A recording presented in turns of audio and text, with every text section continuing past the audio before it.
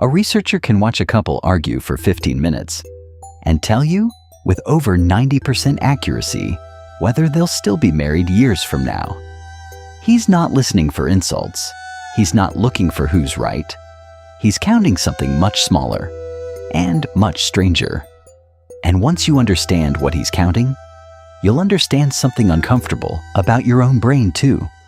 Something that has nothing to do with relationships and everything to do with why one offhand criticism can erase an entire day of people telling you you're doing great. In the 1970s, psychologist John Gottman built what he called the Love Lab. Couples would come in, sit in a room wired with cameras, and simply talk through a real conflict in their relationship for about 15 minutes. Money, chores, whatever was actually bothering them. Gottman and his team recorded every single interaction, every eye roll, every laugh, every reassuring touch, every sarcastic jab. Then they waited, years in some cases, and followed up to see which couples had stayed together happily and which had divorced. What they found wasn't about the content of the arguments. It was about a ratio. Here's the number that changed relationship psychology. Stable, happy couples averaged at least 5 positive interactions for every single negative one during conflict. 5 to 1. Couples heading toward divorce? Their ratio dropped to something closer to 0.8 to 1, meaning the negative interactions nearly matched or even outnumbered the positive ones. Think about what that actually implies. It's not 1 to 1 is fine, we're even. 1 to 1 was already a warning sign. It took 5 good moments just to neutralize the weight of one bad one. So here's the question worth sitting with. Why would one bad moment weigh as much as 5 good ones in a system that's supposedly just adding things up? Because your brain was never built to add things up evenly in the first place. A separate, much broader body of research, a landmark 2001 review by psychologist Roy Baumeister and colleagues, fittingly titled, "Bad is Stronger Than Good," pulled together evidence from dozens of areas of psychology and found the same lopsided pattern everywhere they looked. Bad emotions hit harder than good ones. Bad feedback sticks longer than praise. A single harsh first impression is quicker to form and far more resistant to being corrected than a good one. This isn't specific to marriages. It isn't specific to arguments. It's a structural feature of how the human brain weighs information, and it shows up just as strongly in a performance review, a group chat, or a comment section, as it does in Gottman's Love Lab. Which raises the bigger question. If this bias runs this deep and shows up in this many different areas of life, what is it actually for?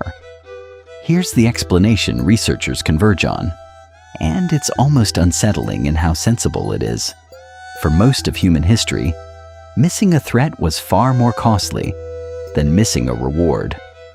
Failing to notice a good opportunity meant you missed out on something nice.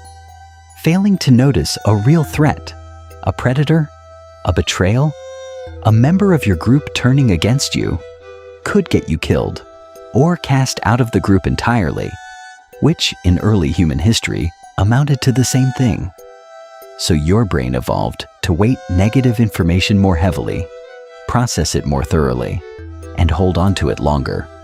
Not because negativity is more important in any moral sense, but because, evolutionarily, a false alarm cost you almost nothing, while a missed alarm could cost you everything.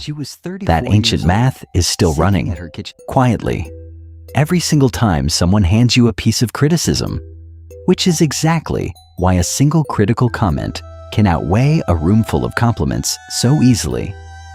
It's not that the criticism is more true, it's that your threat detection system flags it as urgent, unresolved, worth returning to, while your brain quietly files the 10 compliments away as safe, no further action needed.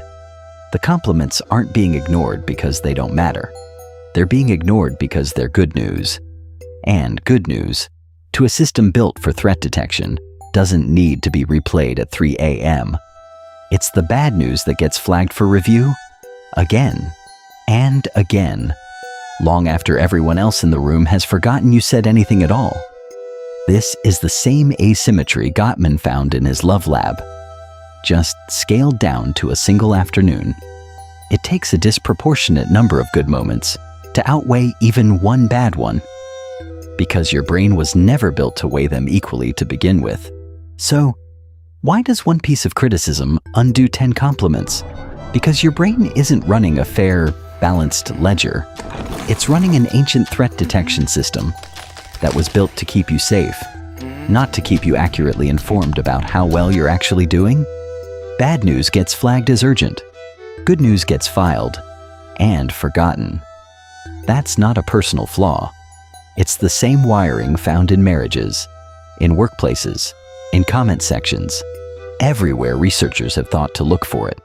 Which means the fix isn't convincing yourself the criticism doesn't matter. It's recognizing that your instinct to fixate on it isn't a measure of how true it is. It's just your oldest alarm system, doing exactly the job it was built to do, a little too well, for a world that doesn't require it nearly as often anymore. If you've ever laid awake replaying one harsh comment, while a stack of genuine praise sat completely forgotten, that's not evidence the criticism was more accurate. It's evidence you have a functioning, ordinary, slightly overprotective human brain. And the next time you're tempted to weigh one piece of negative feedback against all the good you've actually done, remember, the actual math researchers found necessary just to keep a marriage stable. It takes 5 good moments to offset one bad one.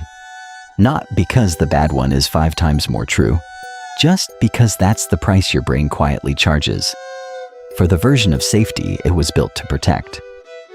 If this changed the way you see the world, the next video on your screen will change the way you see yourself. Click it now.